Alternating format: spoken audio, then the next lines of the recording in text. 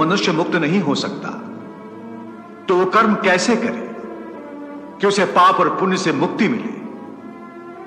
हे पार्थ, इसका तरीका यह है कि मनुष्य फल की इच्छा त्याग कर कर्म को अपना धर्म समझकर करे।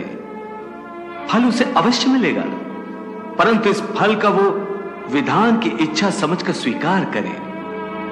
ज्ञानी पुरुष इसी योग को अपनाकर कर्म योगी बन जाते हैं। वाह प्रभु वाह, उस कर्म का तरीका बताओ जिससे कर्म करो और बंधन भी ना हो। इसका बड़ा ही सहज तरीका है। तुम कर्म फल में आसक्ति मत रखो। यह कैसे हो सकता है? फल प्राप्ति की इच्छा तो हर कोई करता है। परंतु क्या इच्छा करने से मनुष्य को फल की प्राप्ति होती है?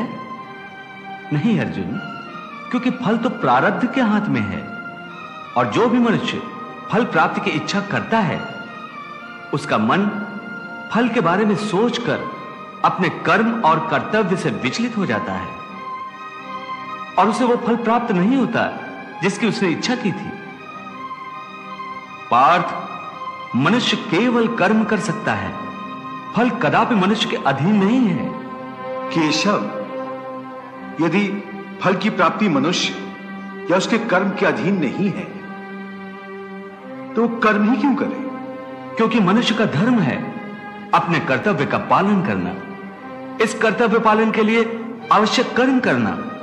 परंतु हे केशव, फल प्राप्ति की कामना छोड़ने पर मनुष्य में कर्म करने की प्रवृत्ति उत्पन्न कैसे होगी? यदि फल की इच्छा न रहेगी तो मनुष्य कर्म ही क्यों करेगा? हे अर्जुन, जो साधारण मनुष्य फल की इच्छा से ही कर्म में प्रवृत्त होते हैं वो सुख दुख आदि के चक्र में फंस जाते हैं। उनकी मन शांति नष्ट हो जाती है। हर पल हर समय फल प्राप्ति के विचार से उनकी निद्रा उड़ जाती है।